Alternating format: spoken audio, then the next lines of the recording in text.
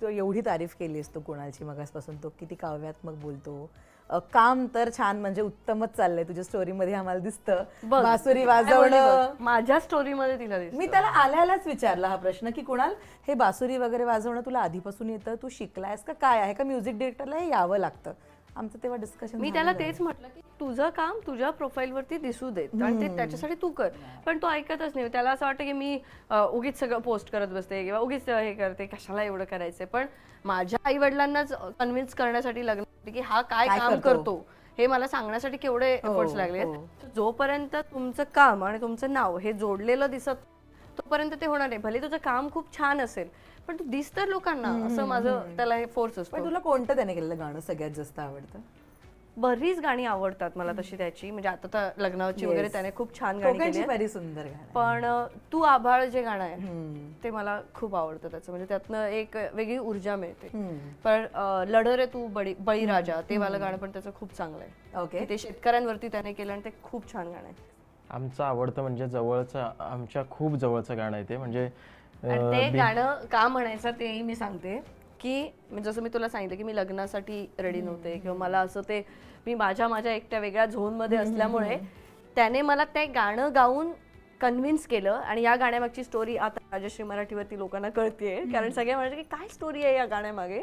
तर त्याने त्या गाण्याचे लिरिक्स जे होते जे आपण असेच ऐकायचो ते मला अगदी म्हणजे तू समजून घे त्या गाण्यात काय सांगितलंय आणि अगदी तसं तुझं आयुष्य असेल असं त्याने मला जेव्हा सांगितलं तेव्हा त्या गाण्या थ्रू मी त्याच्याशी कनेक्ट झाले.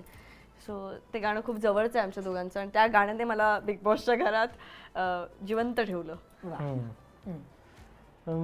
सूरज की पहली किरण से आशा का सवेरा जागे, चंदा के किरण से धुलकर घन घोर अंधेरा भागे, चंदा के किरण से धुलकर घन घोर अंधेरा भागे, कभी धूप खिले कभी छाँव मिले, लंबी सी डगर न खले, जहाँ गम भी ना हो आंसू भी ना हो, बस प्यार ही प्यार पले.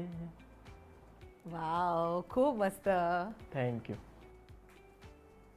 सो हे गाणं ह्याचे लिरिक्स जे आहेत ना की म्हणजे आ चल के तुझे मैं लेके चलू एक ऐसे गगन के तले, जहाँ गम भी ना हो आंसू भी ना हो, प्यार ही प्यार पले. तर हे लिरिक्स आम्हाला खूप जवळचे आहेत. म्हणजे आता सगळे म्हणतील की काय मराठी ह्याच्यात तुम्ही हिंदी गाणं गायलं, म्हणजे मला माहिती आहे ना की काय लोक बोलू शकतात त्याच्यामुळे मी सांगते. पण ती सगळा विचार सगळा करते विचार आधी. नाही, काय माहितीये, हे सोशल मीडियामध्ये असं झालं की प्रत्येक गोष्टीला लोक ट्रोल करतात किंवा हे करतात. माझं त्याच्यावरती हिला म्हणणं असतं की आपण प्रत्येक गोष्टीचा एवढा विचार करण्यापेक्षा आपण आपल्या कामाने उत्तर देऊया. Absolutely. म्हणजे ठीक आहे की हे विचार केला ना, आपण आपल्या कामाने उत्तर देऊया सगळ्या गोष्टींची. सगळ्या गोष्टींचा एवढा विचार करायची गरज नाही. ह्या गाण्याच्या लिरिक्समध्ये म्हणजे सुरुवातीला जेव्हा मी गाणी ऐकायचे तर मी नुसतीच गाणी ऐकायचे आणि आता मी गाणी ऐकते किंवा एखादा मूवी बघते ना तो अभ्यासासारखा बघायला लागतो मला की याच्यामुळे की ते ऐक त्याच्यात काय लिहिलं. आम्ही असंच नाही लिहत. मग मला आम्ही असंच नाही लिहत, आम्ही लिहितो ना त्याच्यामध्ये काहीतरी इमोशन्स असतात आमचे.